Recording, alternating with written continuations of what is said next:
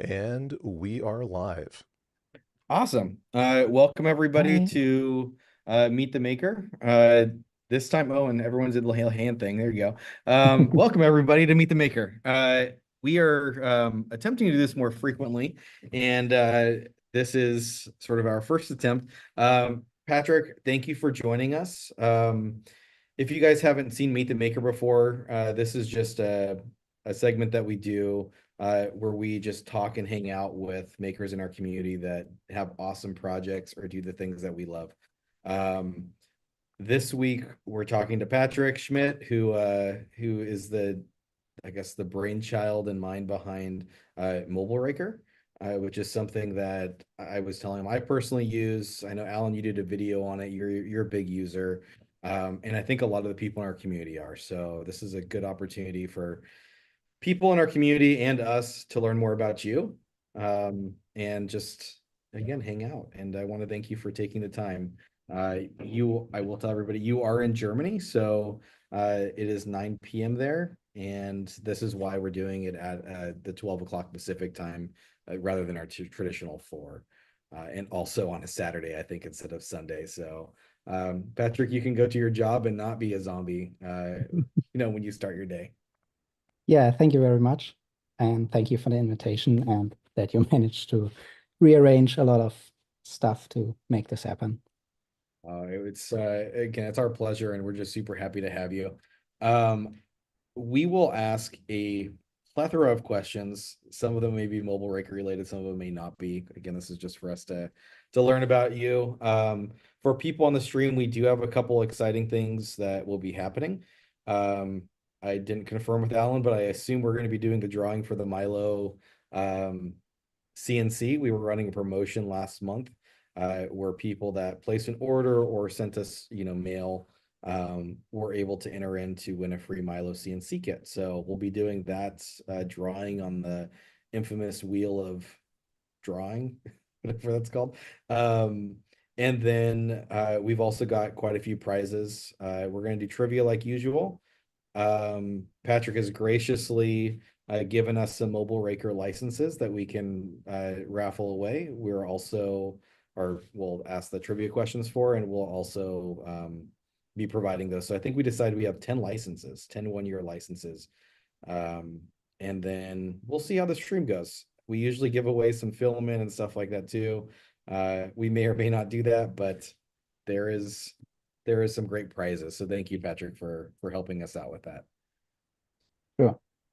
Um, for us to start, why don't we just I'm gonna skip the West 3D introductions because I feel like now everybody's seen us, but we've got Alan, who's our media manager, Aaron, who is our what's the official additive manufacturing specialist or Yeah, something something like like that. that. He kind of does a lot of other things. I'm Daniel. I know we've got Civi online. We've got Jeremy, who's under the Lee Marie 3D.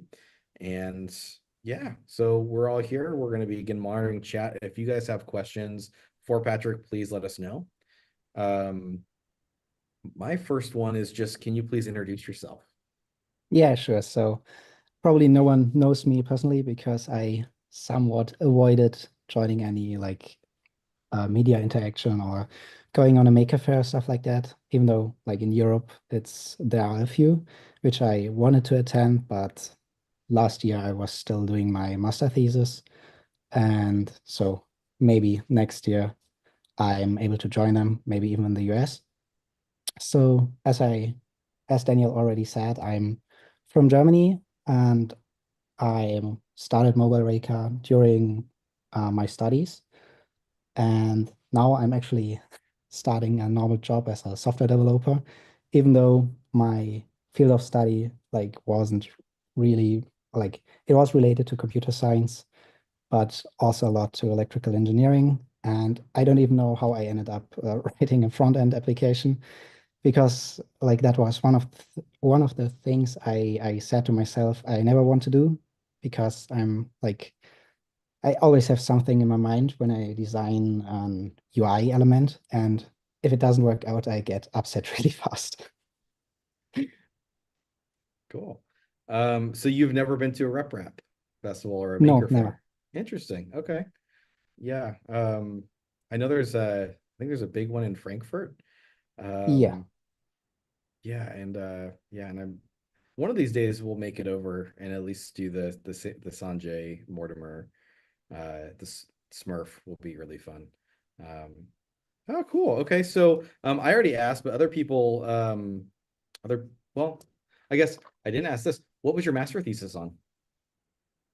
Oh, my master thesis was on developing an internal, or like somewhat kind similar to Zoom, just for university studies. So my university developed their own lecture system for online lecturing.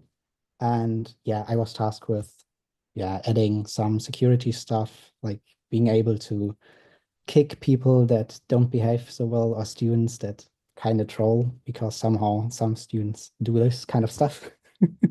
And also improve the general security, to say so, of the platform.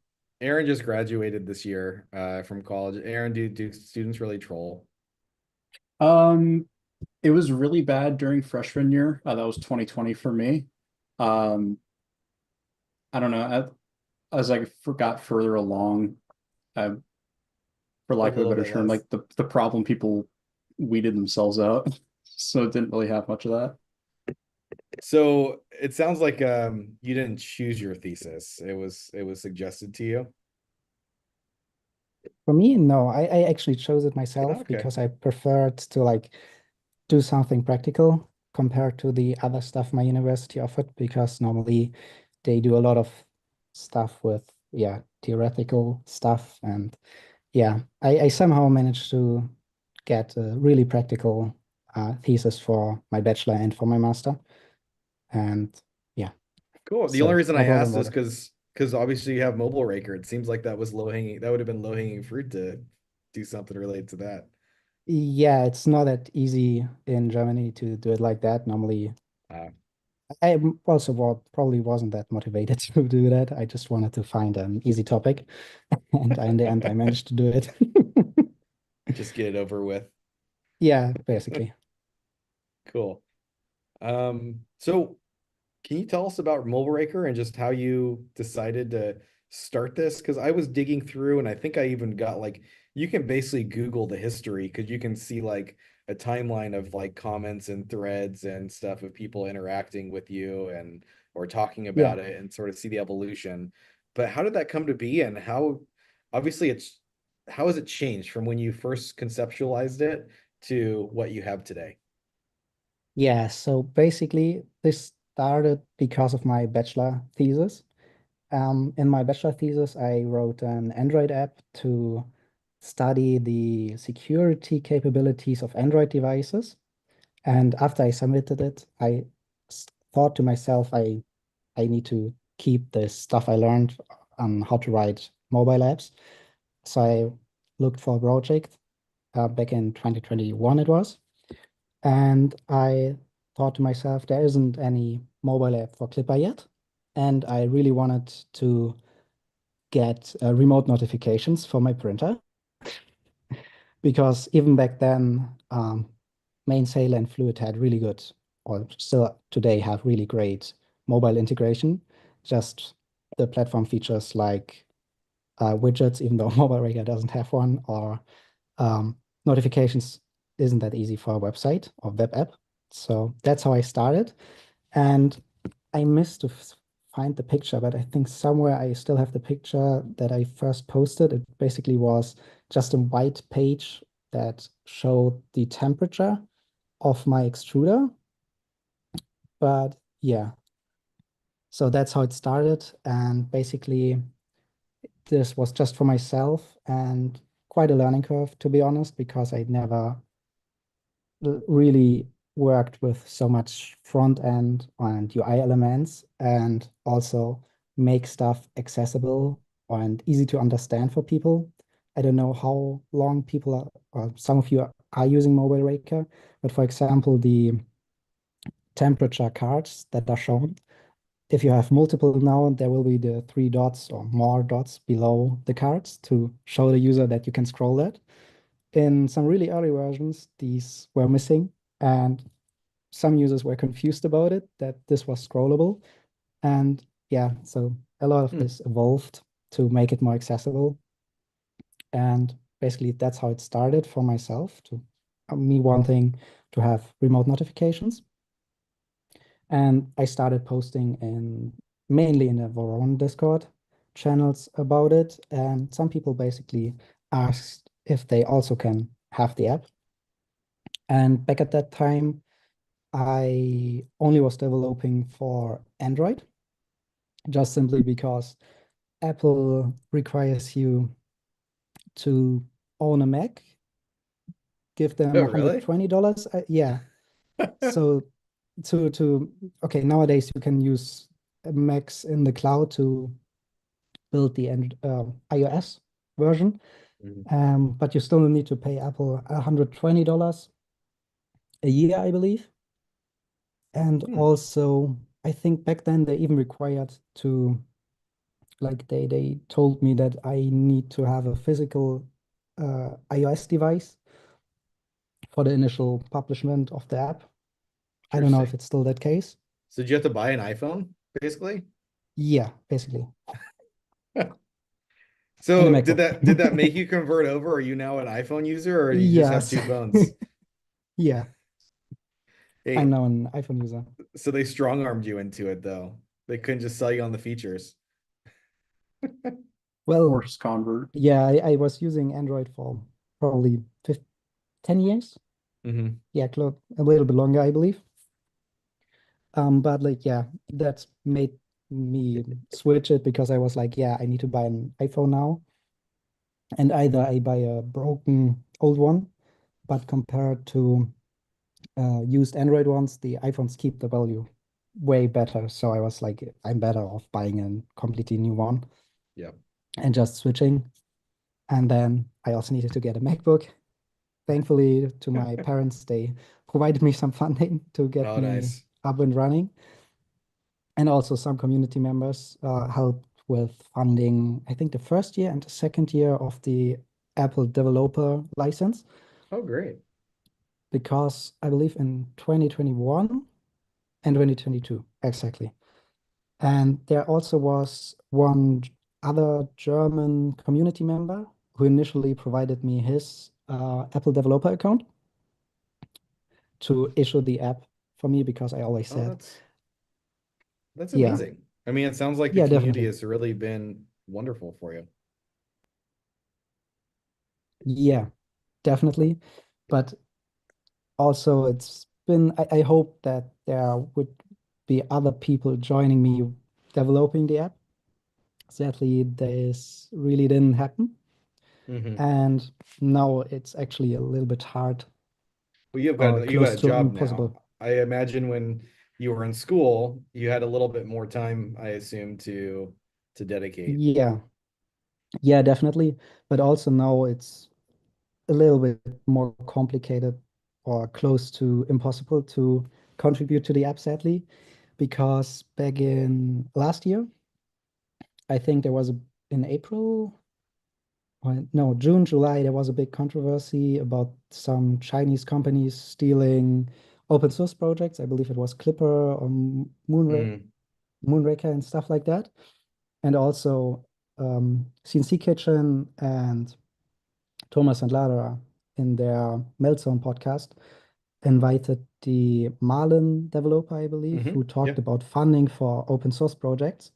And he also said like it's really hard to get his stuff working. And Yeah. he also complained about the Chinese manufacturers just taking up the code without giving back. And that's was the point where I decided, yeah, I might want to protect it a little bit more because I gave it close to 3 years and no, sorry, 2 years. And besides translations, which was really awesome Hmm. from people, they try to provide um, translations for their language, even though back then it was really complicated. Now I'm using a dedicated service for that, just like Mm. Mainsail or Fluid. Um, but yeah, I basically decided to lock it down a little bit more. So up to a certain commit, it was licensed under an open source license, so everyone was able to do whatever they wanted with it. And after that, I separated some features to a private repository. But there's still a lot of stuff going on in the public one. Yeah. And if there's someone who wants to help, I'm happy to provide the access to the private repository as well. Because it's like normally it's not that much of a secret going on there. Yeah. Well, hopefully, Just hopefully someone takes you up on that, because I do understand, and there's a lot of projects that, people have been following. I mean, I'm sure, if you look at like the slicers, it's a similar problem, is that people develop something, they get a big mass of users behind it, but they've got a life and they have to make money too, and like to survive, and so they've got to get out in the world. And yeah, it certainly, I can imagine, makes it more difficult. Um, I do want to do, and this is not a plug, but I mean, you do have sort of the free version, which I assume is what most people are running, because it's full feature. I mean, you've got a couple things like, if you're adding, I guess what more printers and some other things that end up being like a paid version, right? I think it's a lot of UI stuff though. It's not even yeah, functionality. exactly. It's a lot So of like quality of life, just niceties, right? exactly. So basically, I said when I went to introduce that payment model, I tried initially with just subscriptions, even Mhm. though then I realized like I don't like paying a subscription for any kind of app. Yeah. So I think within a month, I decided to switch to offering both. So monthly payment, yearly payment, or a one-time payment. And a lot of people actually prefer and are really thankful for me to offer that one-time payment, Yeah. And which it's really is, reasonable. It's $35, yeah, right? Like that. So yeah, it's, I believe so. yeah, there's Yeah, not, I it should be. mean, it's whatever it is, it's affordable the last time I looked. So I Yeah, mean, it is something where, you can get into it, and it's basically, I think it's priced at about 2 years worth or something like yeah, a that. little bit. So Exactly. yeah, I mean, And it's very reasonable. It's not like you know, you're you're putting everything ex behind a paywall kind of thing. yeah, I think close to 95% of the features a user or like a basic user might want to use is freely available. So you can control your printer, you can control the fans, the heaters, the extruders, the print head. You can add multiple printers, I believe, up to, I need to check that, but you can have more than one. Yeah. And just a little stuff is hidden behind the paywall. For example, the push notifications with images and the print queue. The file manager introduced file upload now, even though I'm unsure why someone might want to upload something from their mobile device, but that's actually also something that is blocked. And the time lapse preview. Okay. Oh, and the customizable dashboard. But besides that, Yeah, the people core are able to functionality of being able exactly, to interact with your printer doesn't really change. exactly. That's yeah, no, that's wonderful. Um, yeah, I mean, it's definitely a cool app. I was saying we use it in our retail store to control the printers that we have here. And you're right, I think you can. I mean, we've put all of our printers on there and it hasn't asked for anything. Um, so yeah, Yeah. I mean, it's amazing. I was just looking at your iOS and Google pages, and I think you've got almost 600 reviews, and they're almost all 5-star on iOS, and then Yeah. on the Android it's like 1,200. I think it's 11.99 right now. Um, with similar ratings. So I mean, obviously people really like it. But I'm thinking that's almost 2,000 just reviews.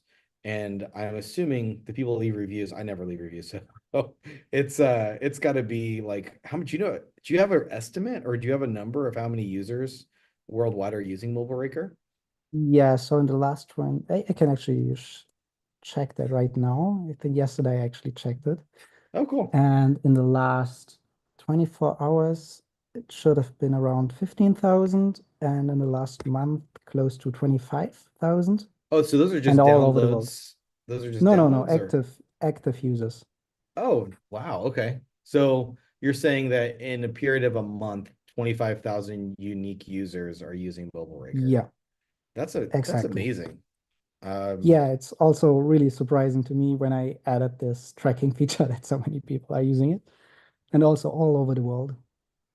I mean, 3D printing is still somewhat of a niche market. Like, there's not that many people that are actually using them. I think it's Bamboo has changed it a bit, and I think it's becoming more active. But I mean, that's a huge number. There's probably not very many, and this is also just limited to clipper printers. And I mean, it's pretty Yeah, pretty impressive. So congratulations on that.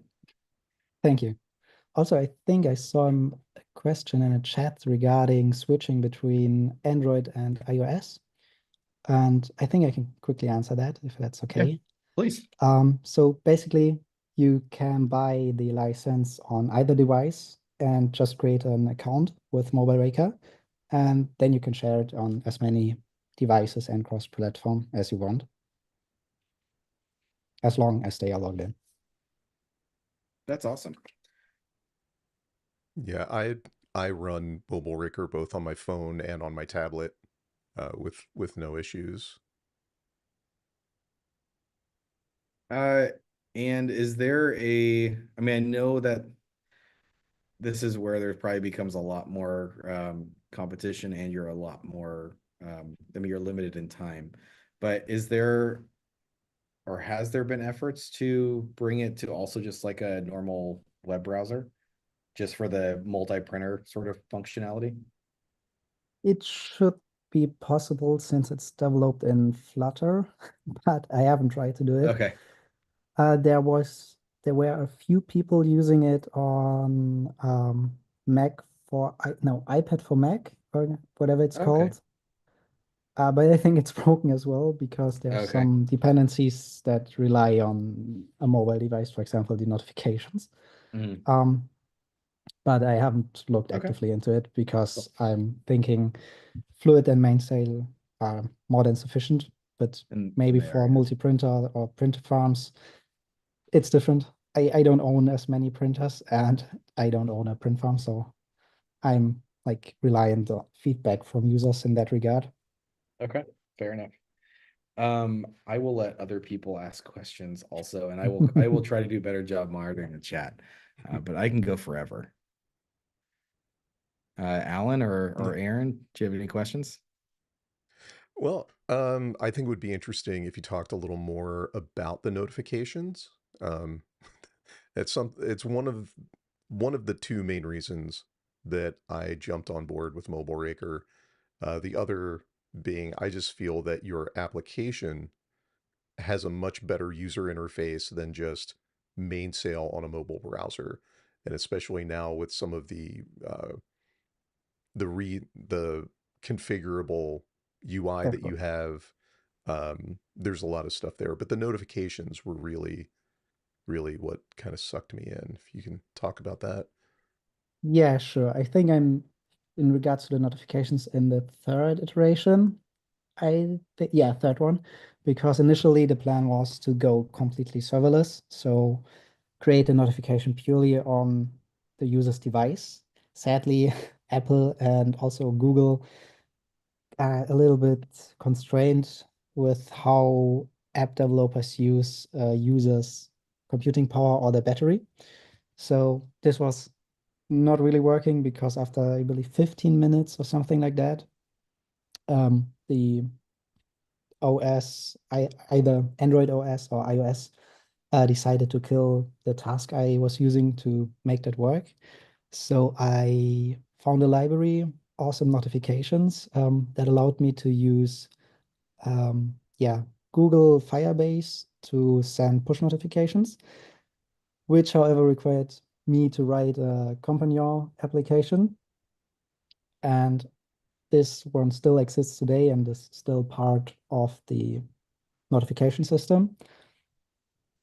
And yeah, this was the first time the system was working really good until the author of the library decided to change something and it broke everything again, especially for iOS devices. I believe it was the case that users needed to keep the app open, but in the background. So don't force close it. Otherwise, I wasn't able to deliver the notifications.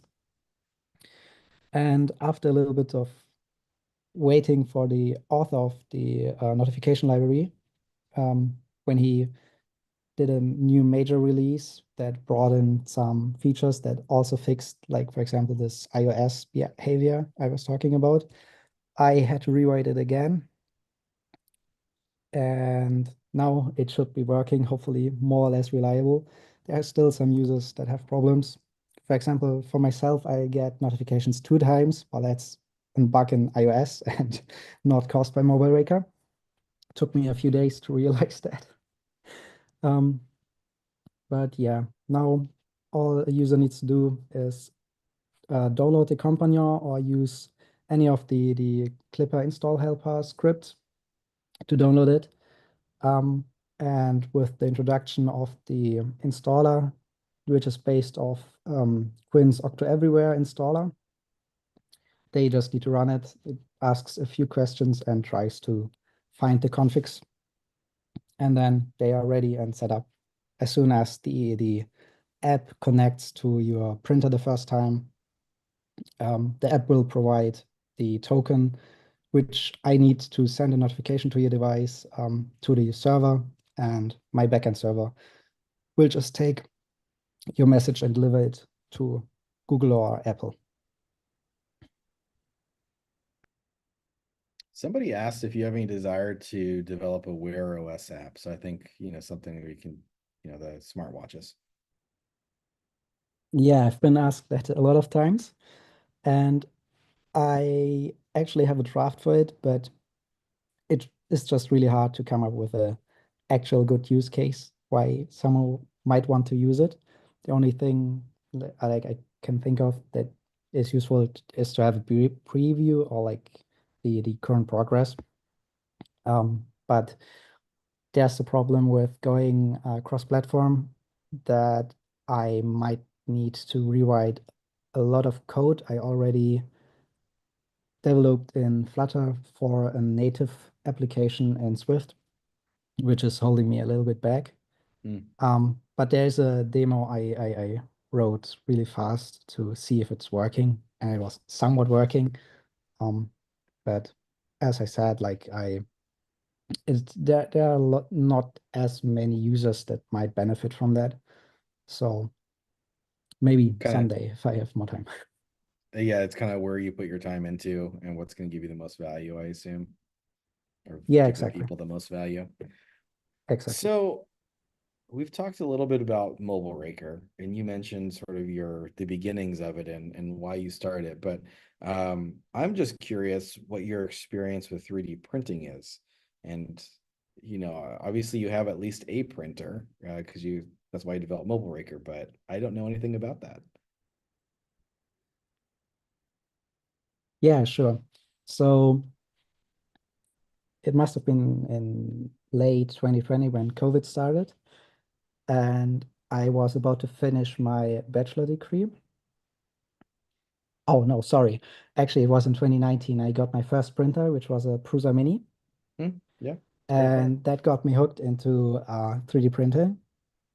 And I believe it was one of the first few they delivered, or it was Oh, still cool. Yeah.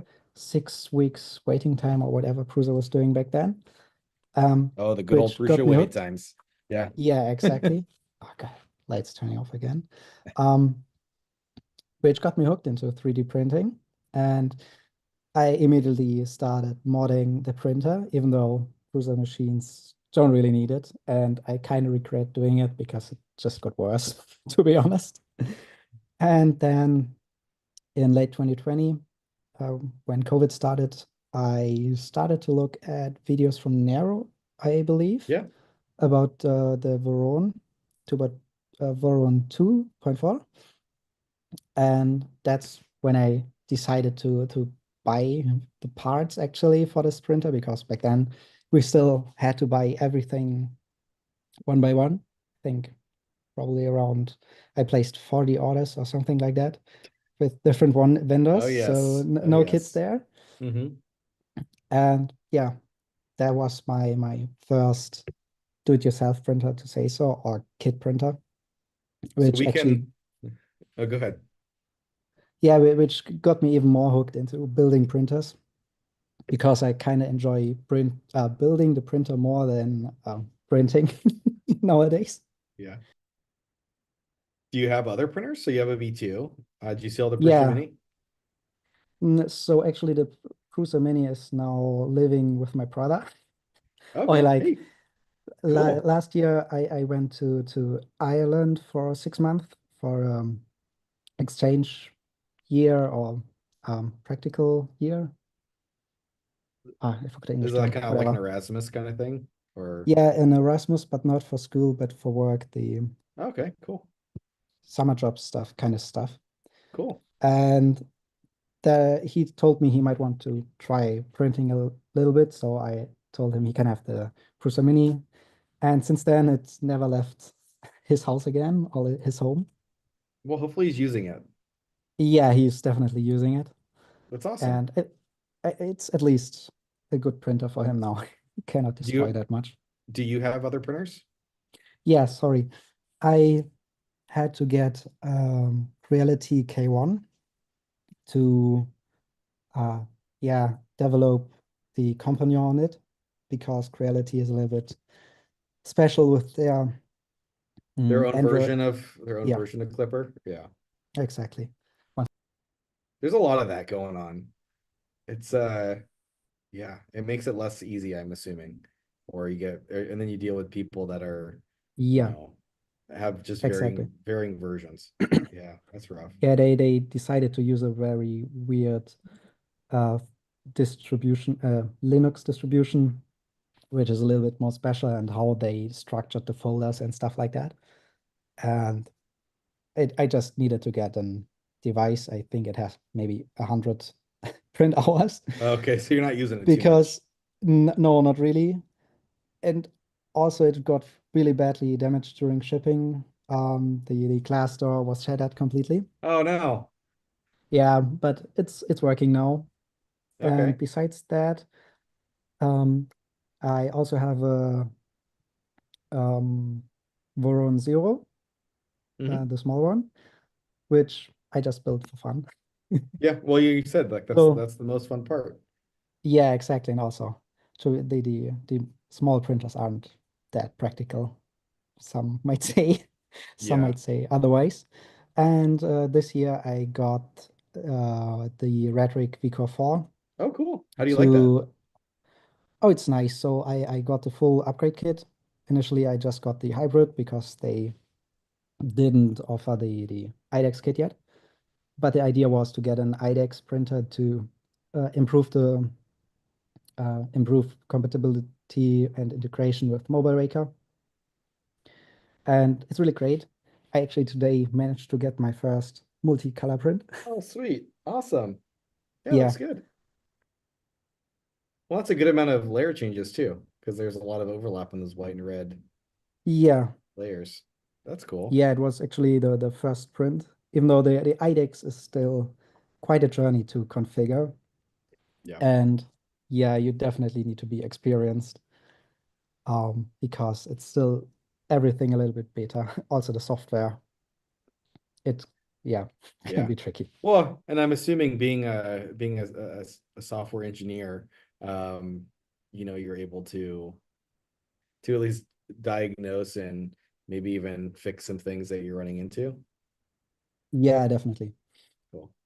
I And just have to also, I just have to say, because I don't want to miss the point. If anyone jumps on Nero's stream, I think you could say Nero is one of the reasons for Mobileraker then, yeah. right? I'm sure he'll like that. Did you have any Yeah. issues integrating Mobileraker with Rat OS, or is it pretty much just similar to Clipper? It's well, they both use Moonraker, which Oh, is the web API, so I'm consuming the same stuff. okay. They have some special things going on, which I might integrate as well. But besides that, it was pretty smooth. Don't have all of this fancy new um, stuff they built, like the resonance analyze web interface and stuff like that. That's obviously missing, or the setup wizard to configure your printer, which is actually really nice, even though I think it's a little bit constraining, but for the normal user, it's definitely easier than a normal clipper printer. Yeah, I'm gonna try. I don't know if I'm getting the the K1 or not. I know Ross is on the stream. We both won the Death Racers thing at Remurf, and that was one of the printers that they were giving away for the winners. We're all trying to upgrade from it though, so we'll see if Creality is kind to us. Yeah, because I think it's the same, similar thing to your V0 comment. For me, I've got a lot of printers that are in that 250 range as far as size. And it's like, if I want something, I need something bigger. But Yeah, I got the 300 one because, yeah, the big one is. so you did the Max or whatever, the K1 Max.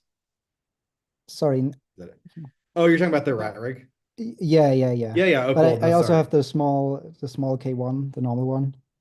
With 100 hours on it. Yeah. It's a problem when you've got the 300 printers and larger. What size V2 did you build? Also 300. Okay, cool. It's a good Yeah. size. It's a nice happy size.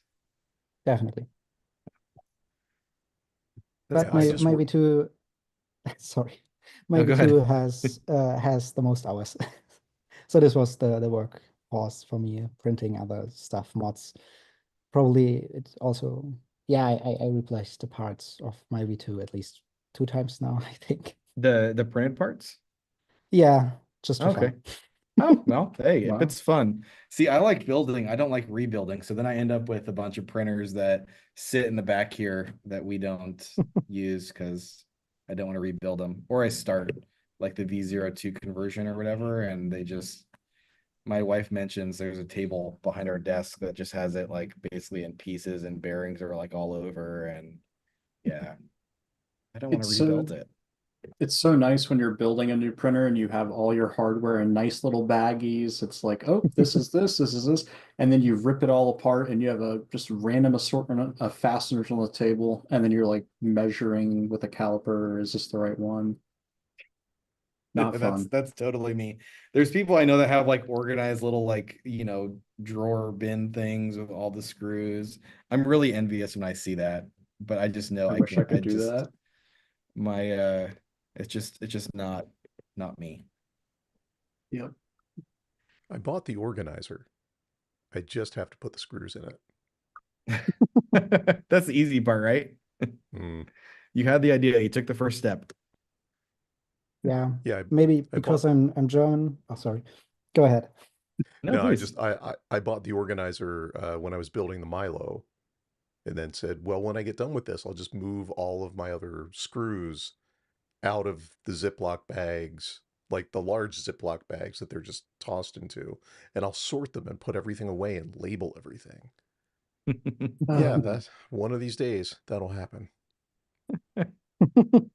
Yeah, I'm actually having such a drawer that is organized and has the screws organized. Maybe because I'm German or not, I don't know. So you But you have it all organized? yeah, Nice. at least Lucky. for M3 and M4.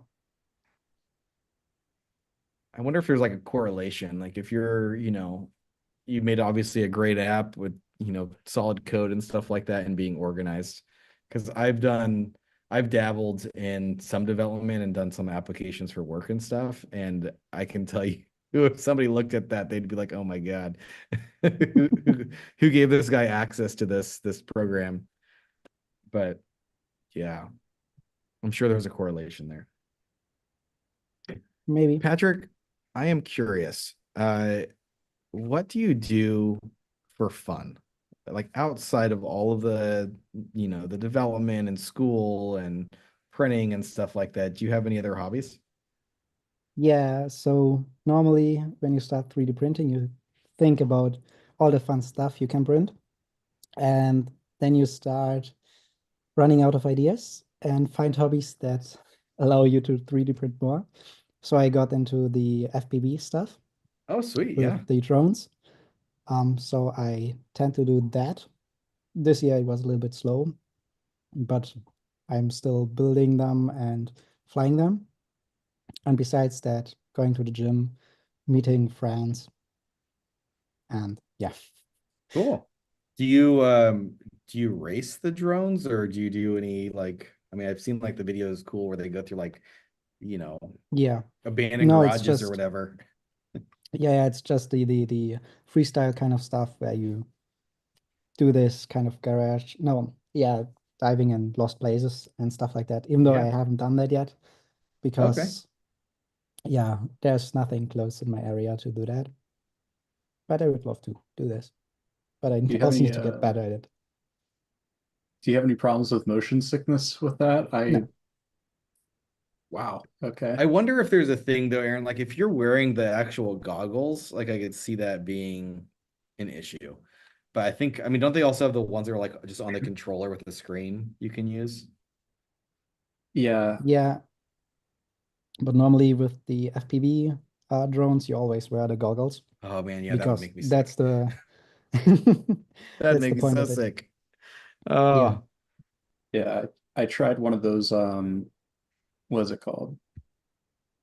Fighter pilot sims in VR last weekend. I could maybe 5 minutes. I just couldn't do it.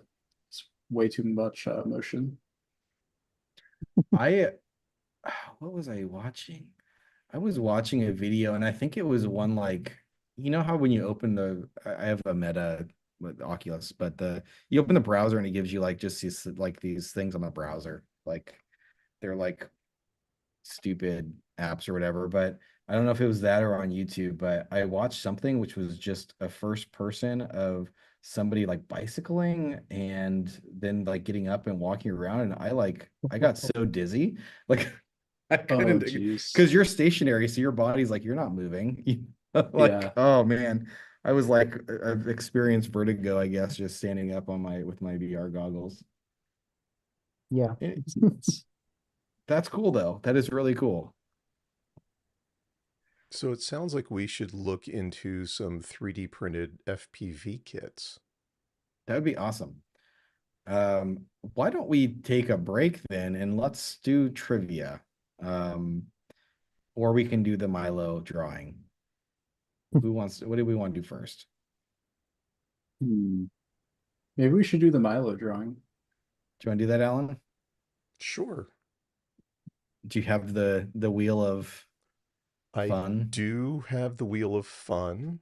Um, I should have tested more of the Wheel of Fun, but let's see what happens. Let me make sure I still have the Excel document up. Um, I do. All right. So, and I'm sorry, I'm looking around my phone is my camera and it's blocking my screen. Okay. So I believe we have a list of numbers or something like that, and we are going to read off that list of numbers. Um, Yes. that that will give us an order number and a name. So for people that don't know, for the month of October, every order was placed in for an entry and to win a free Milo CNC. We also had a write-in that is in here as well. Um, and yeah, if you are called, we will just send this thing to you. Um, and that's the thing. The only requirements are it did have to ship to a US address. So that is the only thing, and that's just because it's super huge. Yeah, and we also just to make sure that everything you get is going to work for you. But yeah, so if you read out a number, I can find that out. The only exceptions, which may actually lead to us having to do more than one drawing, is we have a couple orders from like marketplaces on here, and those don't actually count. So that if Alan one of those come up, it's unlikely, but I'll let you know. All right. So, Patrick, give us a number between 1 and 5. 4. Okay, so I will randomize this 4 times.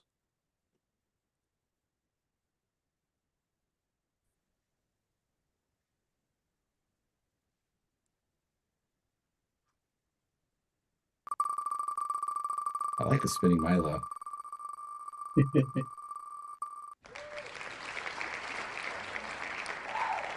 636. That's a nice number. Let me find the Excel sheet again. Oh, I have too many pages open. Okay. 636.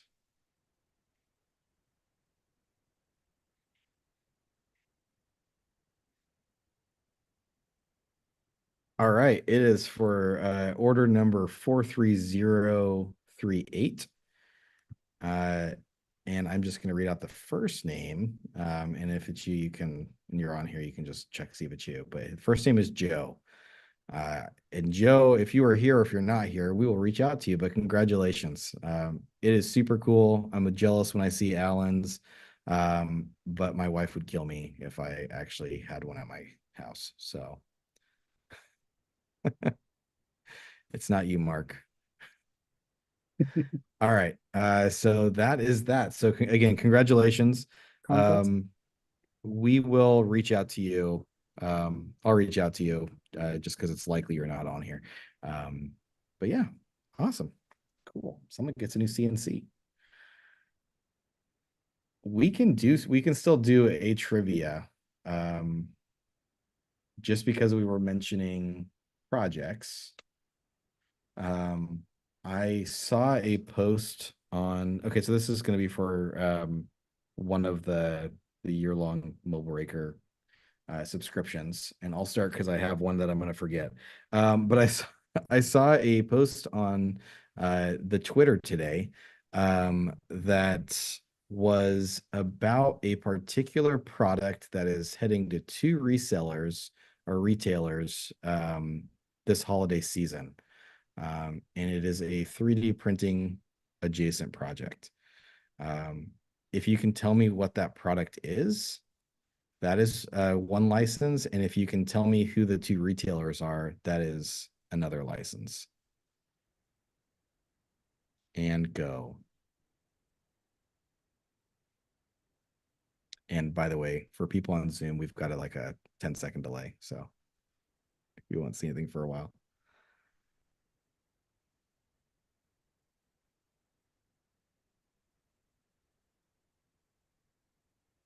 It is not the box turtle.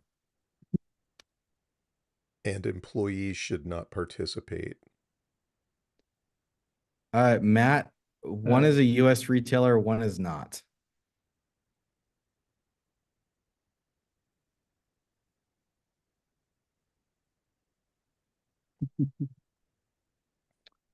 Adjacent, so it's a project that you need to use 3D printed parts for.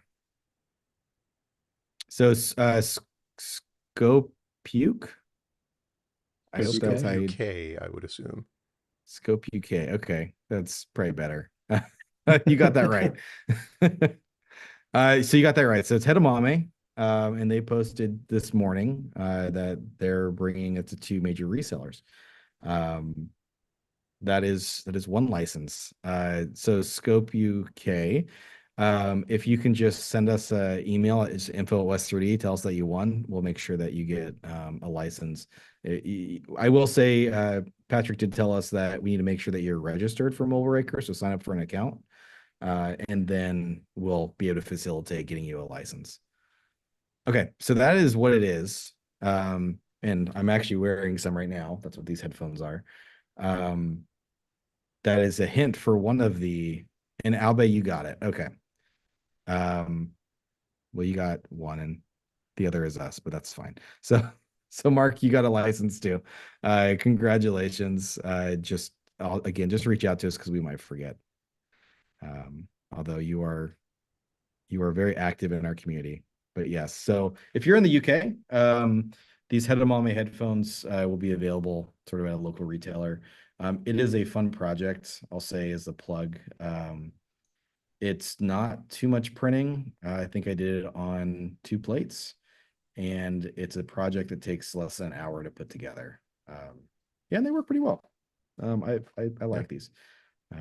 So yeah, congrats. Patrick, do you have a trivia question or two? Oh, sadly, I forgot to prepare some. No worries. Okay, how about I'll ask if anybody else on our team can come up with something, and then we'll keep our chat going, and then we'll come back to you so you can try to come up with something. Um, So, I have one that has two answers. So if you want to do another two Yeah, licenses, we could sure. do that. Sure.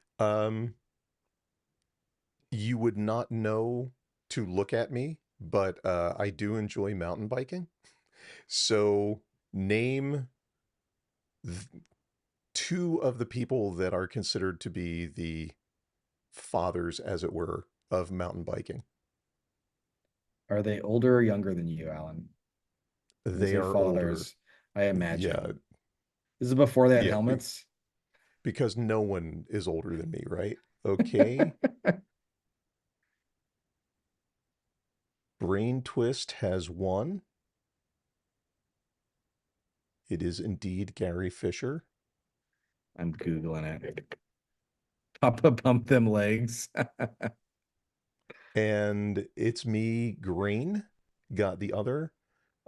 Generally, it is Gary Fisher and Joe Breeze, the from the old clunker days.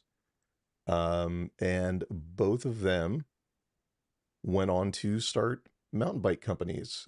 So Fisher Bicycles and Breezer.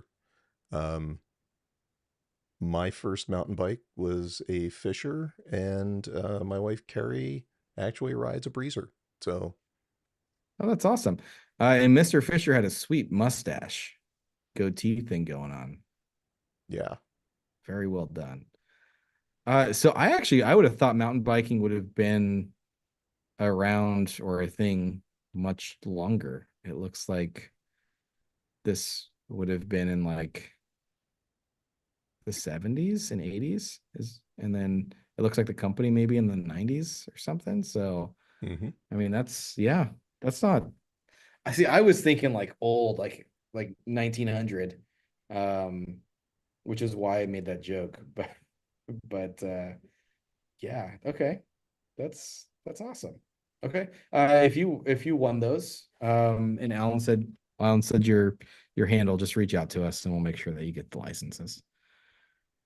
So, Patrick, after we took our break, are is there anything that you're excited about, either in the 3D printing industry or any of your other like sort of adjacent hobbies? I know you said you did the FPV, that are sort of like new developments that you're just looking forward to. ooh, that's a tricky question because I don't follow the news so much. Oh, Oh, that's actually, fair. today I saw a really interesting video that popped up again about the Lego brick layers. I think it was posted this week because 6 or 7 months ago, Since the Kitchen posted about that and was wondering why there wasn't any integration yet. So maybe for anyone who doesn't know what the brick layers are, basically the idea is to have to don't stack layers on top of each other, but be offset by Z so that they are like interline to have more surface area. And that's something I think is really interesting to make yeah, the layers bond stronger together or printed parts stronger. And sadly, there's a patent issued in 2022, I believe, that is kind of blocking this feature. And yeah, that's something I think would be really cool to see in the open source world as well, especially because yeah, the issued patent might not hold valid. Yeah, you can go on. It looks like Daniel needs to deal with something at the shop because we are now open 7 days a week. So there's always something going on there. Yeah, sure. But besides that, I don't follow the 3D printing stuff so much. I'd love to do it more. Actually, now that I think about it, I still have the MMU kit, the Enraged Rabbit Raker. Carrot ERCF. Yeah. ERCF laying around, waiting to be built. That's something I want to try again because I had one of the first versions, the V1, which wasn't as reliable, and I think it also was a little bit damaged, or like I didn't have the best parts. And now I'm still waiting to build the V2 or the newest version. I'm excited to try it. And also now with my IDEX Beaker 4 to see what I can do with combining different kinds of filament. And yeah. And there was a comment in the chat earlier asking about MMU and ERCF support within Mobileraker. Yeah. So basically I did a questionnaire this year, I think 2 months ago or 3 months, asking people what they would like to see the most in Mobileraker next. And a lot of the stuff was already implemented, like the customizable dashboard, for example. And the MMU is also something people want to see. I'm just trying to find yeah, here it is, the actual answers. So 600 people answered the questions, and most of them wanted to have the filament load and unload buttons directly in Mobileraker. So I added those pretty fast and also added a somewhat of a filament unloading loading wizard. They really wanted to see broader support for file management, which I'm really happy that I managed to finish it before starting a normal job, to say. And there's still a few other things left. For example, the G-code preview was also highly requested, which is now also included in the app, which also is currently still hidden or like only available for supporters, but I'm planning to maybe release it in some kind of way for everyone. And then there is the Happy Hair MMU UI. So it's on my to-do list because but it wasn't as much asked for. And since I'm developing by myself, I, yeah, decided I might want to ask the people what they want to see first. Yeah, That's it a makes a lot of long list. No, go ahead. no, it makes a lot of sense if you are essentially a dev team of one. You certainly need to prioritize, what people are requesting. So we just need to get you more developers. For example. Yeah. And I assume that there's also things where even if it's a little bit less requested, there's things that are easy and there's things that are not Yeah. quite as easy. Yeah, definitely. So there are sometimes that people write me an email or I see a GitHub issue opened, which I've been told I answer quite fast, unless Oh, cool. some US folks issue or open a ticket at 9 p.m. I won't answer that early in the morning for me. But sometimes they have really simple requests like I think last week some user requested me to add some special URL scheme for him to allow him to open Mobileraker or the printer via a smart home integration or something like that. Oh, And yeah, simple stuff can be implemented is pretty there a fast. documentation or like of the request and what you did? Because that was actually going to be a feature request. Yeah, I need to see the change log. Yeah, there's a custom scheme now that allows the user to open Mobileraker um, via the browser. Yeah. And I don't remember exactly what he was doing, but it was some kind of automation. And Okay.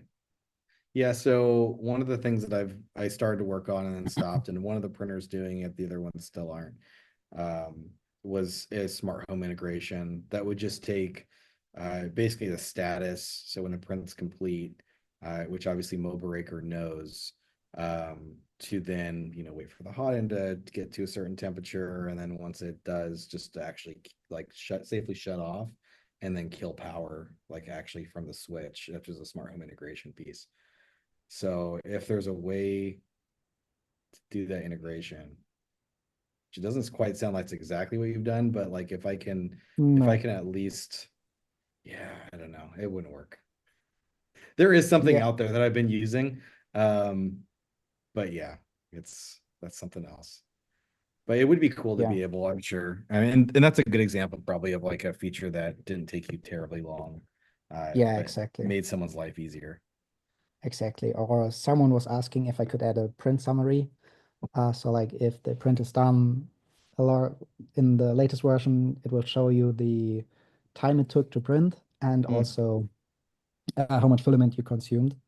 Oh, cool. Um, which was also a few lines of code for me, but I never thought about it because I'm not printing that actively anymore.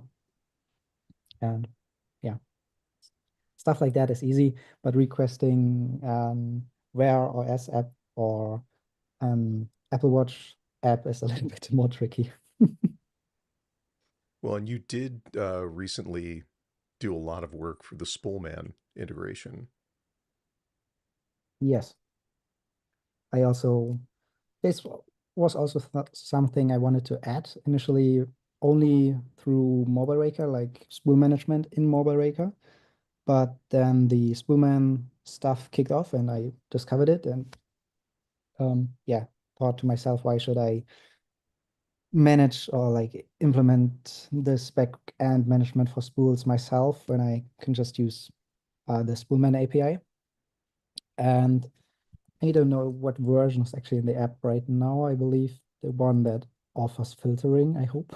Let me check. Yeah, exactly. So you can now create spools within Mobileraker or filaments or vendors and also are able to filter for spools you might want to use. So it's a little bit more complex than the UI that's offered by Spoolman itself. For example, you can select any spool you currently have, and Mobileraker will tell you, yeah, you have these spools that are the same filament or similar material. Or for example, you can now search for a color and the app will try, or actually Spoolman will try to find you a matching filament for that color, It's cool. which is also now added in Mobileraker. Yeah. I saw that and I was actually curious what it was because I think when I clicked it, it wasn't like immediately obvious. Um, but that's amazing. I'm gonna look that up.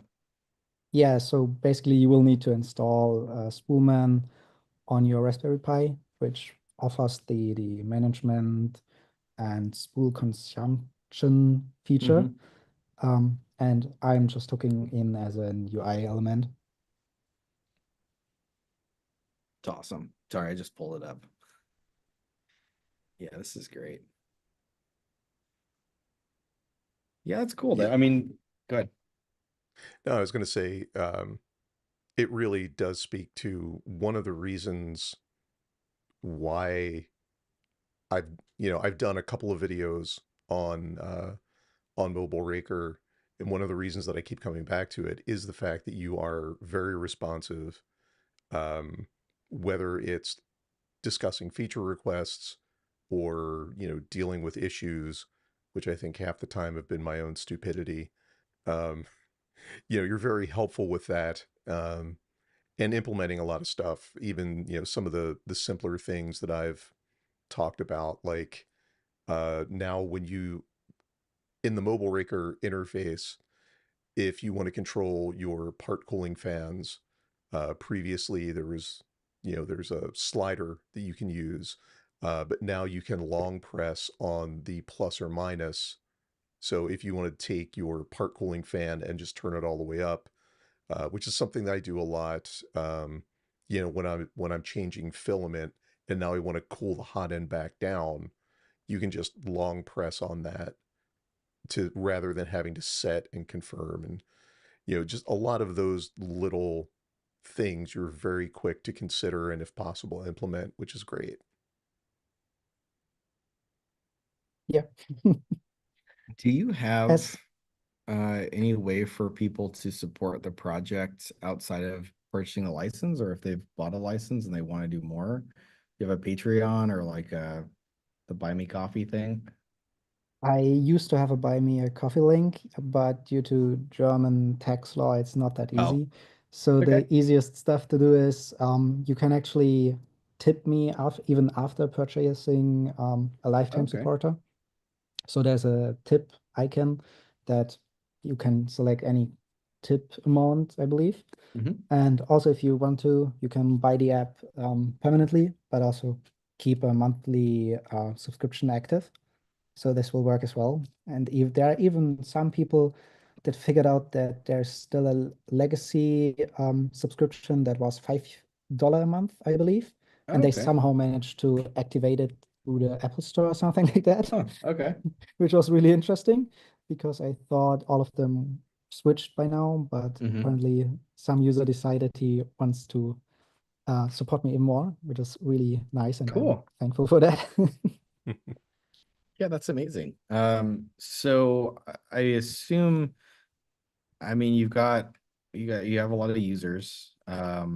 You do have another job. I'm assuming this is it basically sort of just self-sufficient? I know you've had to get some devices and things, and probably, eventually you're paying licenses or subscriptions for, other services to be able to continue development.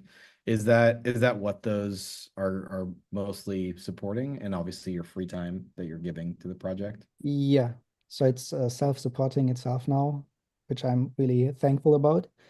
Um, and that's really great. That's awesome. Have there been other projects that are not Mobileraker that you've kind of that you've had an idea and you've wanted to potentially pursue? I That are was 3D actually printing related? 3D Sorry. printing related. Yeah. Oh, If so if the answer is no, go ahead and continue what you were saying. Sorry. well, I was building some smart LED lamps, some kind of like WLED might Hmm. be known to a lot of people, similar to that. And I actually used 3D printing to get the electronics in a like build an electronics enclosure for this LED. Okay. So basically, what I did was going to IKEA and buying a lamp and modifying it and adding an LED strip to it, or a single addressable LED strip. And yeah, this was something I was really That's cool. working on before getting into 3D printing. Now they are just, yeah, lighting my room and are a little bit buggy because there's still a little bug in the software that sometimes, yeah, creates a strobe light in my room, but I can live with that. That's cool. You're like, I'm not having a party, I swear. Basically, yeah. Oh, that's awesome. That's cool. Now you're in Germany. Are you able to share which region of Germany you Yeah, live in? sure.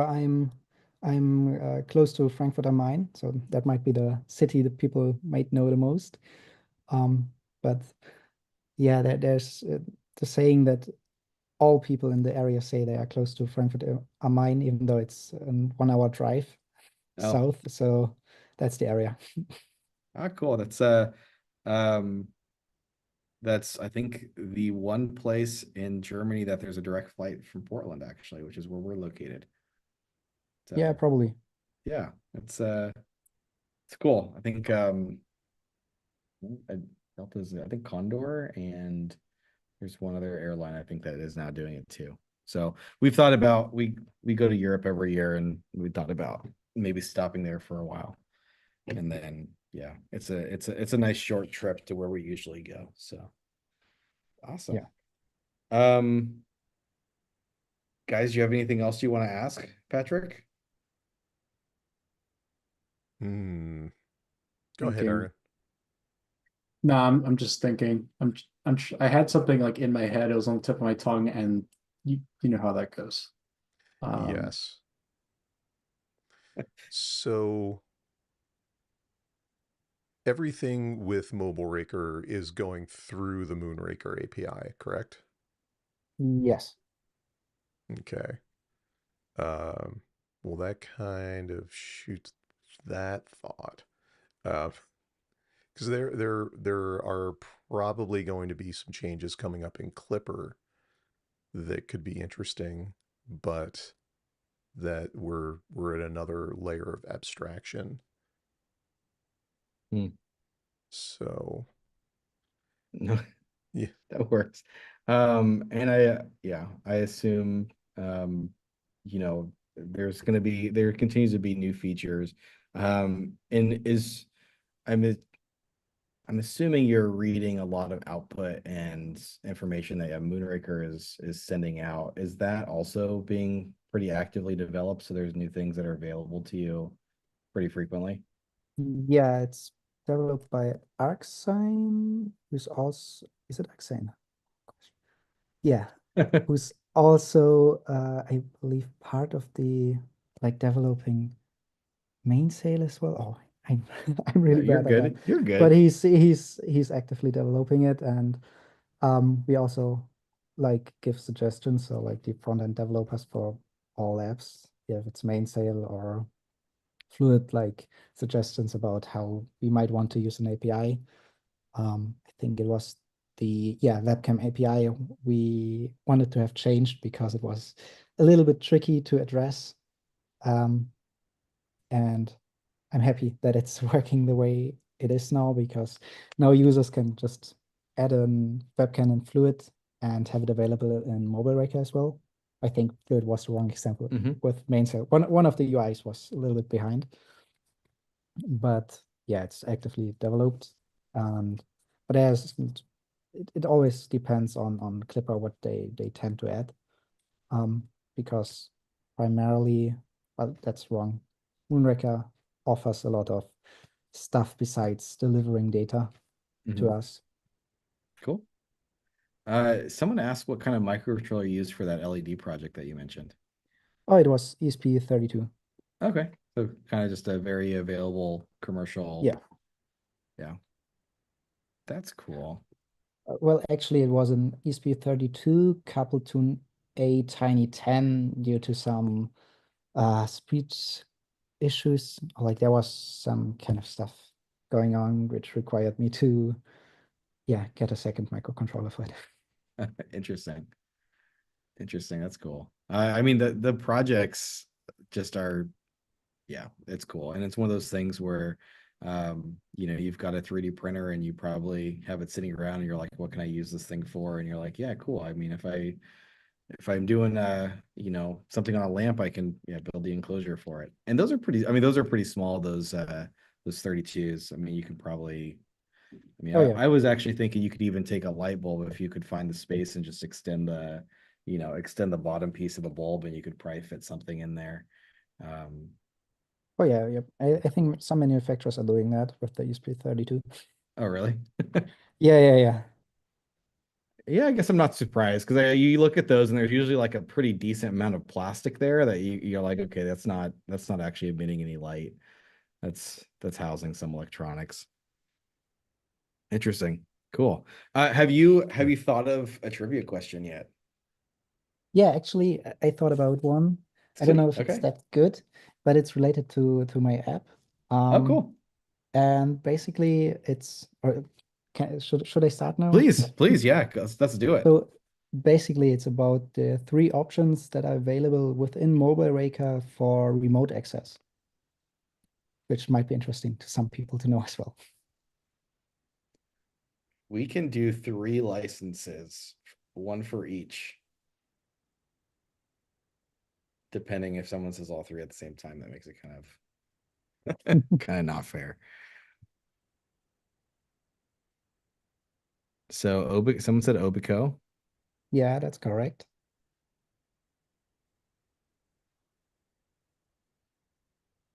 Everyone looking in the app. Octoprint everywhere.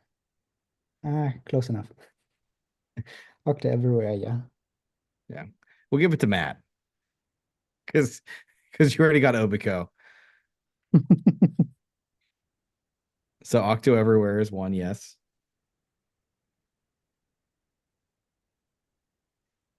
And there'd be one more. Mm, mm, we can go with WireGuard Dale scale.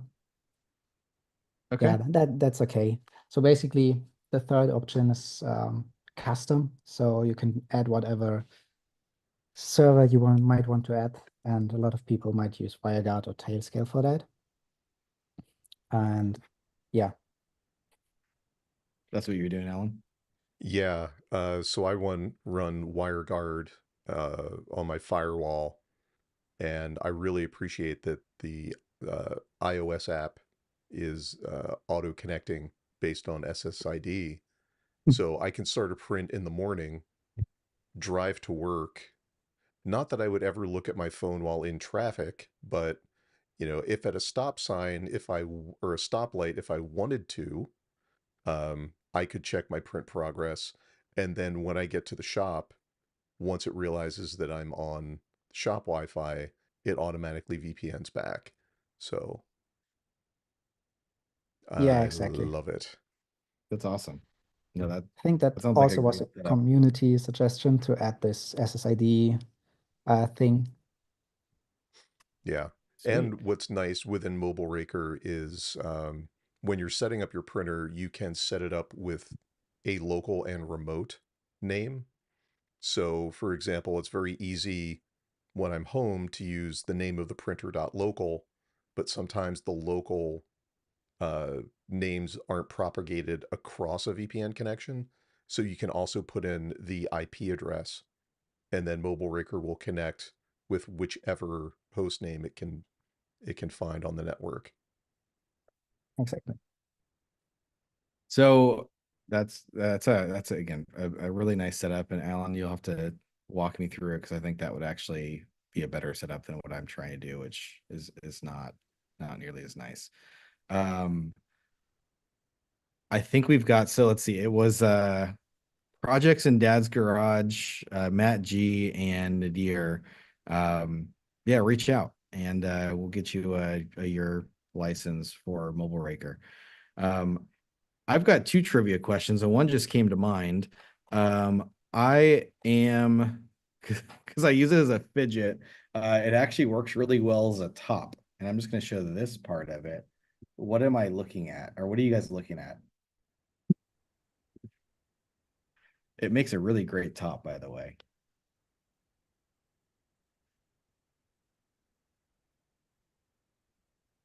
A Beyblade. I guess Let it it could rip. be. That'd be funny. You could have like an electric Beyblade, like you just have it spinning and somehow like shoot off the housing would be pretty awesome. Nozzle remover tool, CPAP fan. No, you're close. Okay, this is gonna give it away to some people probably. That's what the other side looks like. Looks familiar.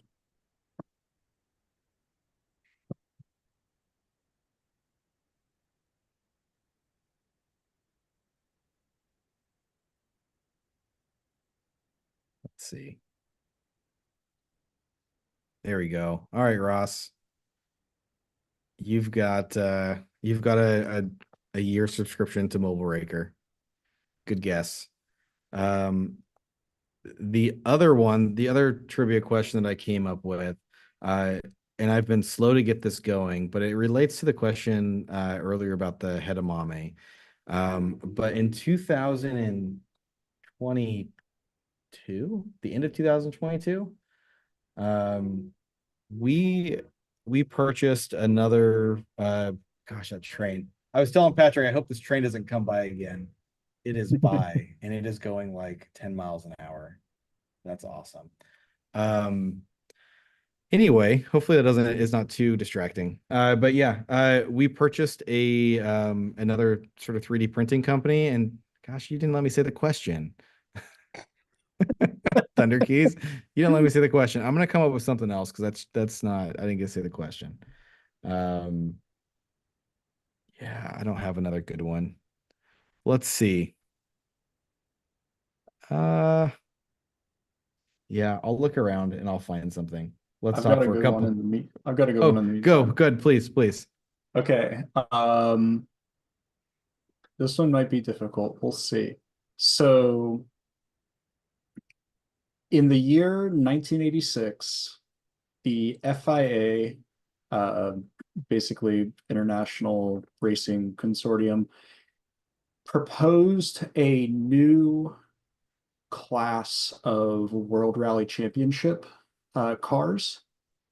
There was Group A, Group B, and this class was meant to replace Group B, but was canceled. Which class was this?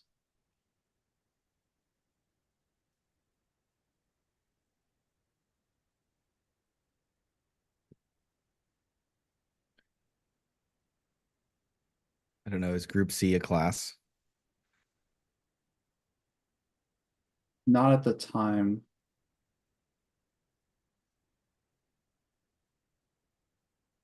Is this the like race car thing that you do? Yeah, that's where I learned it Oh, dude, from. this looks so cool. I just know I would be living at this office if I brought home a setup or spent as much as you can spend on one of these setups. So I will give this hint. Uh, Group B was canceled after two crashes in the Monaco rally. And because of the cancellation of Group B, this class was also banned because it was even had even less safety restrictions. The cars were literal death traps. Okay, Ross got it. It was Group S. Hey Ross, I'm gonna either we can bump that to a lifetime or you can get 2 years worth of because you won twice. We'll figure that out. Um, that was a good one. That was a good one, Aaron. I still don't have one. And that's totally fine. I think we're probably close to 10 licenses, I would think in total. We can ask Civi what room temperature. Oh yeah, we got to ask that one. That's a given. Okay. So first, Sivi, are you wearing a scarf today? Sivi is one of our employees in chat, and she at least on stream was always wearing scarves, and it was a question we asked pretty frequently. But it's sort of how hot is her bedroom right now? And I will convert that to Celsius because these numbers are probably not making a lot of sense. So we've got 84, 78. She is wearing a scarf. That could be a hint. 75. See, are you close to the thermostat? Classic question.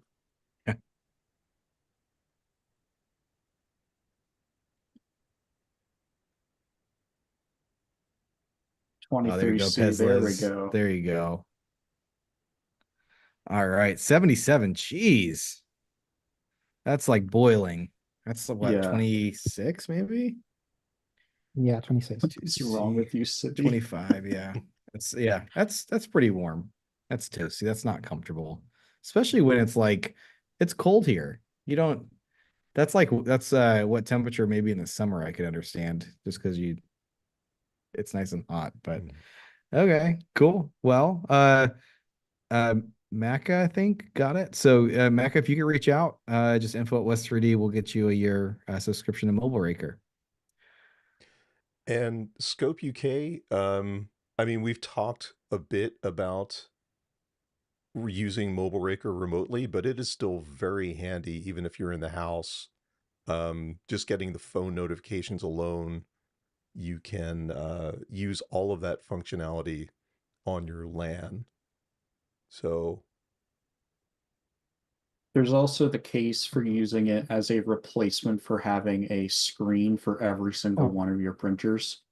I had the 12864 screens on my machines for a while, and they're super limited functionality wise, but having Mobileraker, it's just I had like all the functionality and the buttons. I wasn't fat fingering, minus 50 Z or when I meant to Mhm. go 5, which was it was great. Yeah, the setup that we need to really get, I think, better at using in the office, but I do really like it, is we just bought it was like this little Lenovo tablet, but they make them like they're 12-inch tablets, so they're pretty decent size, or 13-inch tablet or something. And I mean, being able to control all of your printers from that tablet is really nice. I could see putting it in the garage, like just on your workbench or something, and being able to use that for all of your printers. So yeah, there's like Alan said, I mean, there's definitely some good use for it. I think outside of, remote monitoring and notifications and things like that. Yeah, So and yeah. while I haven't fully dug into trying to set up Clipper screen, which I have on my V2 and on the Micron, it's much easier to change your baby stepping amounts on Mobileraker. So there are times where if I really want to tweak my first layer, I'm standing in front of a printer that has a touch screen and I've got my phone in my hand and I'm just like, because you can get super fine resolution very easily. So there's a lot of use cases for it. So maybe I haven't played around with that. So is it just like you just type in a value or You can configure the values you want to show. So I think it's up to 5 values. oh, And interesting. then you can just quickly switch between those fives and have up and down for baby stepping. Oh, that's awesome. Yeah, that Yeah, would be Cool. where really handy. Clipper screen is, at least in my installation, is like, what is it, point 0.1 or point 0.5 or the default values. Mobileraker gives you multiple step values so you can really finely control the amount of squish on your first layer. Exactly. Yeah, that's pretty sweet. And that's Um, actually true for like configuring the values that the app shows. That's like you can configure all values. I give some default move values and C-step values or also temperature presets, but you're able to configure whatever you want or might find useful the most for what's yourself the and your for your setup. what's the general process for doing the configuration? Oh, so basically I this year added a wizard that like guides the user a little bit more Okay. to add a new printer. But configuring it, you just open a big settings page that offers you all the stuff to configure, which is luckily today saved on your printer. So if you open it up on your tablet, the values will be shared. And yeah, that makes it easier. But you can pretty easily find the values in the settings page or whatever you want to change, or if you might want to reorder the macro groups or create new groups as well. Oh, that's And cool. yeah, That's awesome. Yeah, I have not I guess I haven't dug into that functionality, but that sounds very valuable and very useful. That's yeah. awesome.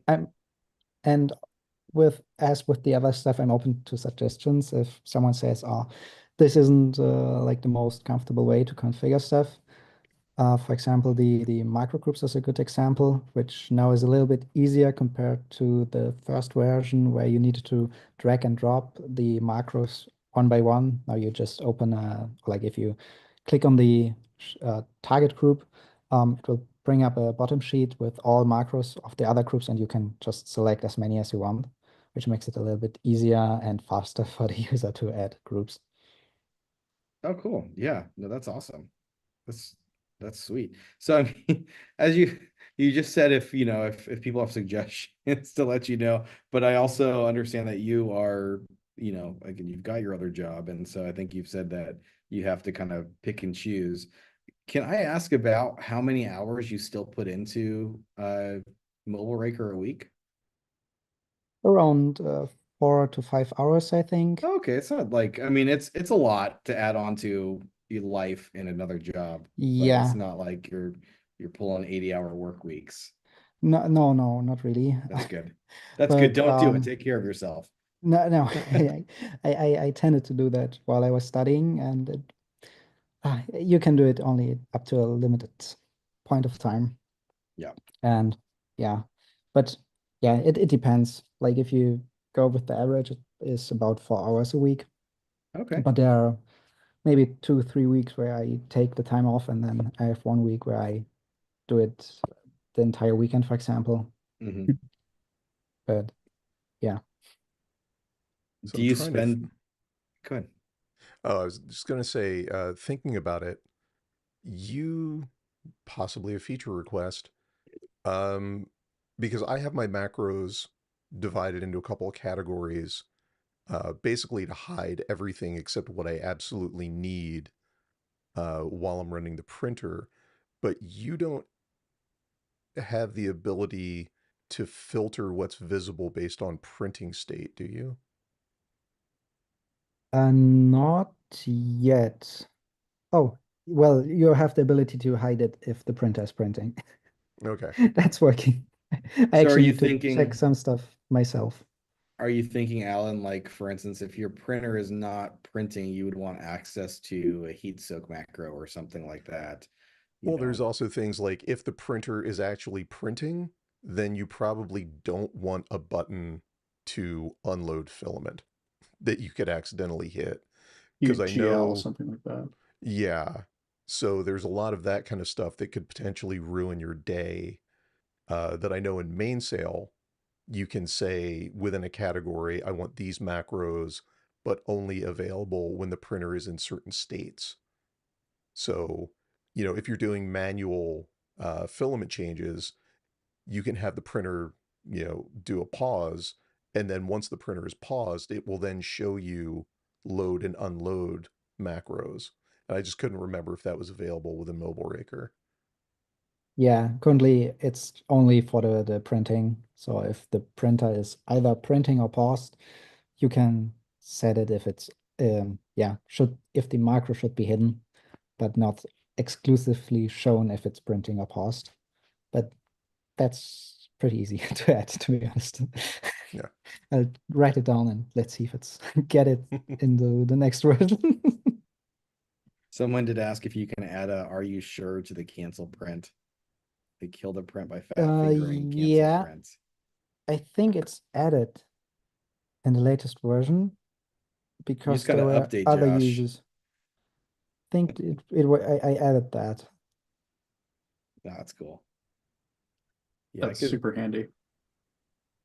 I could see that. I mean, I'm sure I'm not the only one too that's hit the emergency cancel like on accident, and you're like, no, I Yeah. didn't want Yeah. that.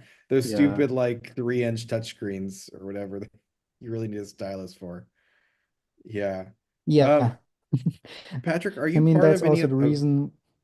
go ahead, please. Sorry. No, we've got the That's delay all. from the video conference is what it is. That's actually also the reason why the default for the emergency stop is now the to have the confirmation active, because a lot of users accidentally pressed it and then complained about it. And I was like, you can enable it in the config, or like not in the config, on the settings page. So I preemptively enabled it for all users, and yeah, It's a got the service to the users more community, happy. sir. Yeah. Wonder how many print sets saved.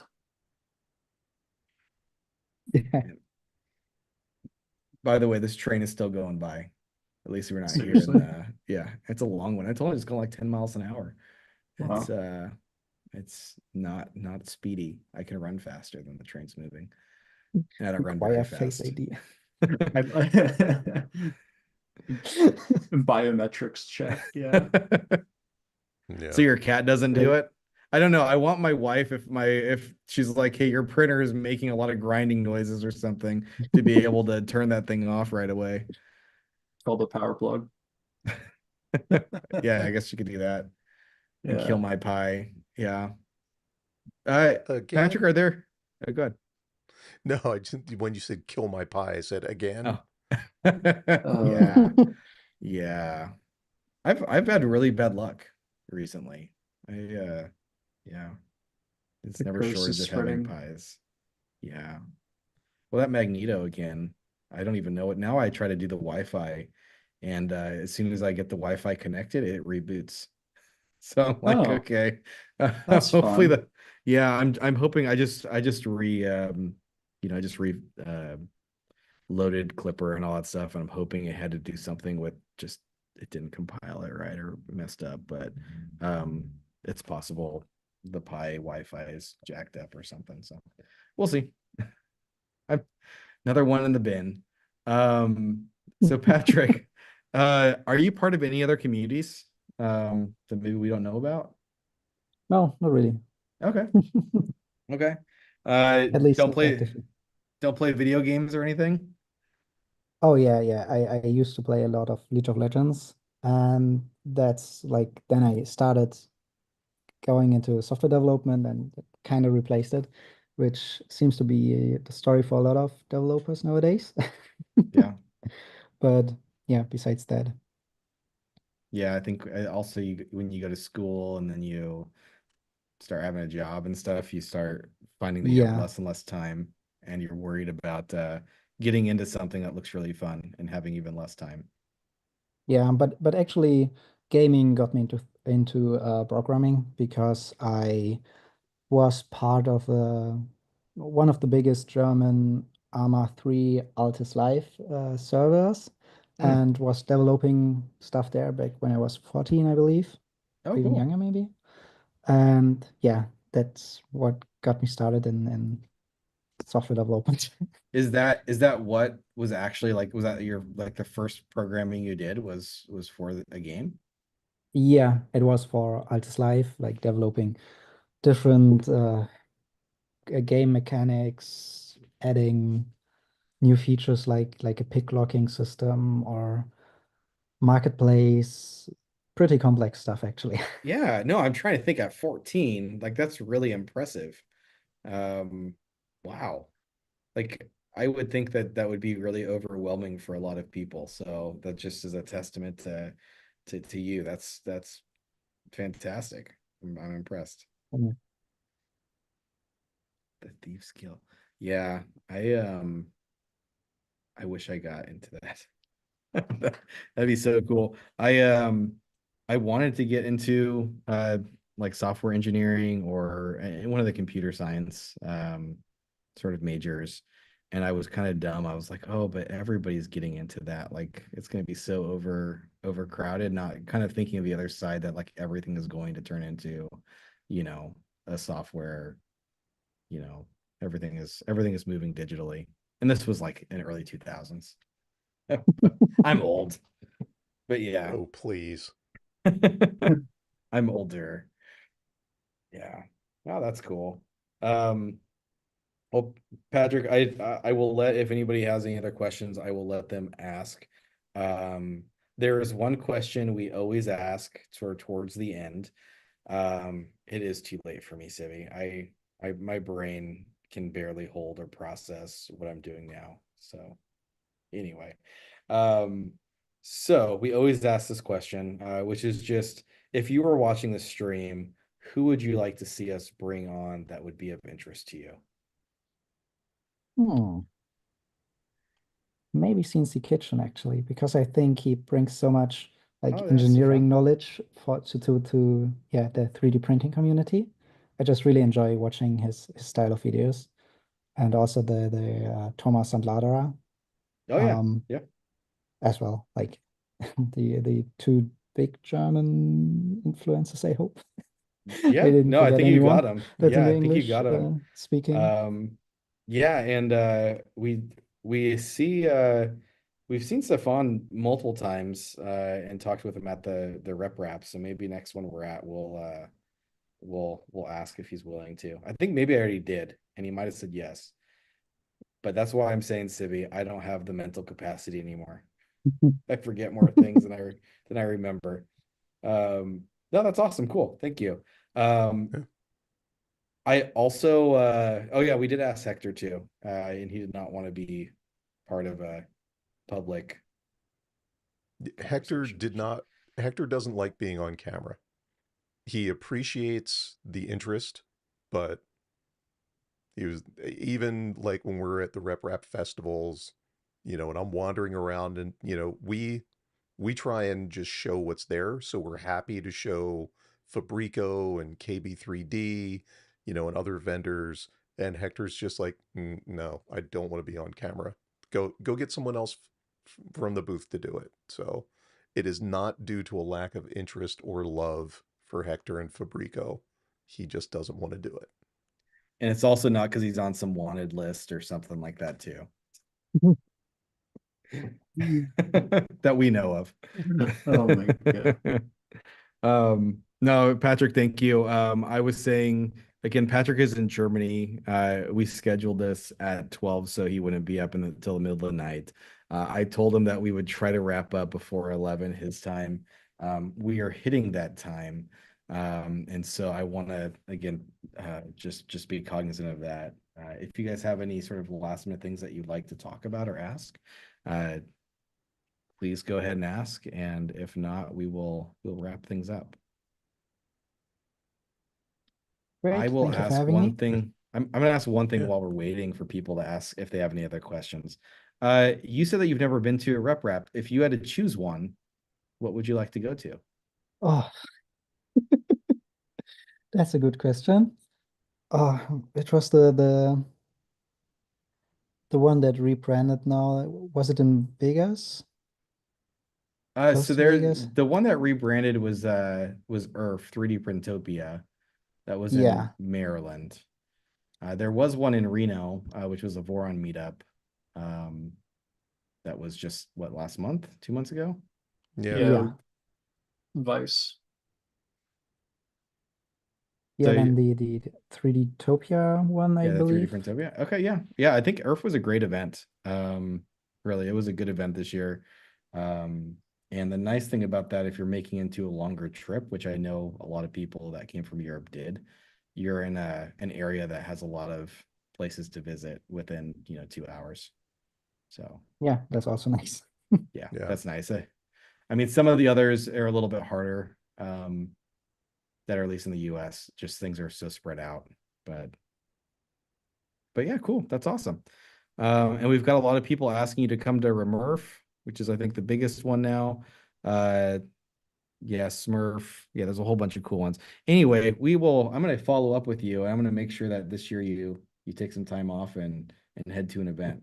That'd be Sure. awesome. You gotta take time for I can try yourself. it. Yeah, definitely. Cool. All I right. mean Well, the one in the UK from the Smurf, yeah, Sanjay Mortimer, isn't yeah, so far as well for me. So maybe this one as well. cool. Awesome. I keep wanting to go, and people always ask if we're gonna bring somebody. We will. I don't know if this year, but we will. It's that would be a great event to go to. Yeah, I I think he does a the good job. timing is a little tight this year. Yeah, December is a hard month for at least vendors to make things. But yeah. Yeah. although And we've got like a month. although Taco does say that you should send me. So Oh, okay. Fair enough. Um, look, Taco is saying that. All right, Patrick, again, I want to thank you. This was awesome. It was a great discussion. I had a good time. I hope it wasn't too much of an inconvenience for you to take some time out of your busy day, but we really appreciate it. yeah. Not a problem at all. Thank you for having me. Well, with that, we'll call it. And I want to also thank the people that joined the stream, people ask questions. And I hope you enjoy the content. If there's anything that you would like to see different, whether in structure or just sort of how we do this, just let us know and we will be responsive to that. But thank you for keeping Meet the Maker going and making it a good time for all of us. Talk to you later. Yeah. Thanks everybody. Yeah.